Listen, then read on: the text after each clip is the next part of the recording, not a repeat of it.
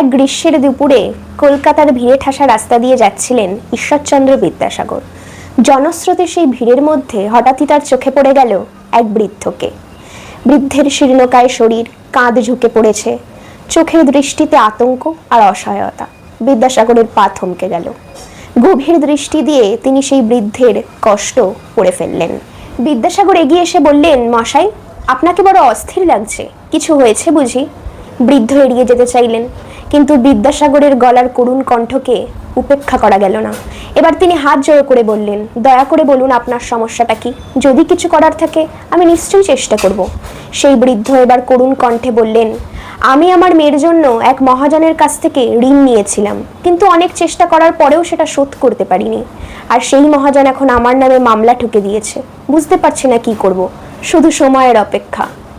সর্বনাশ কখন হবে? বিদ্যাসাগর এক মুহূর্ত নীরব থাকলেন, তারপর গম্ভীর দৃঢ়তার সঙ্গে বললেন, আপনার চিন্তা আমার ওপর ছেড়ে দিন, দেখছি কি করা যায়। তারপর সেই বৃদ্ধর কাছ থেকে মামলার সব বিবরণ সংগ্রহ করে নিয়ে তিনি নিঃশব্দে চলে গেলেন, কোনো প্রতিশ্রুতি না দিয়ে। শুধু চোখে ছিল এক অদ্ভুত আত্মবিশ্বাসের দীপ্তি। যথাসময়ে আদালতের দিন এসে পড়ল। বৃদ্ধ আদালতে গিয়ে হাজির হলেন, এক কোণে বসে রইলেন। বুক ধড়ফড় করছে, পকেটে একটা পয়সাও নেই, অথচ আজকেই মামলার শুনানি। ঘন্টা কেটে গেল, কর্মীরা একের পর এক নাম ডাকতে লাগলেন, কিন্তু সেই বৃদ্ধার নাম আর ডাকলেন না। তখন সেই বৃদ্ধ অস্থির হয়ে উঠে দাঁড়ালেন এবং কর্মচারীর কাছে গিয়ে বললেন, বাবু, আমার মামলার শুনানি কবে? আমার নাম তো ডাকা হলো না। সেই কর্মচারী সব কাগজপত্র দেখে বিস্মিত চোখে বললেন, এই মামলাটা তো খারিজ হয়ে গেছে, আপনার টাকা সব পরিশোধ হয়ে গেছে। সেই বৃদ্ধ বিস্মিত চোখে জিজ্ঞাসা করলেন, কে করেছে, কে পরিশোধ করেছে? উত্তরে শুধু একটাই নাম জানানো হলো, ঈশ্বরচন্দ্র বিদ্যাসাগর।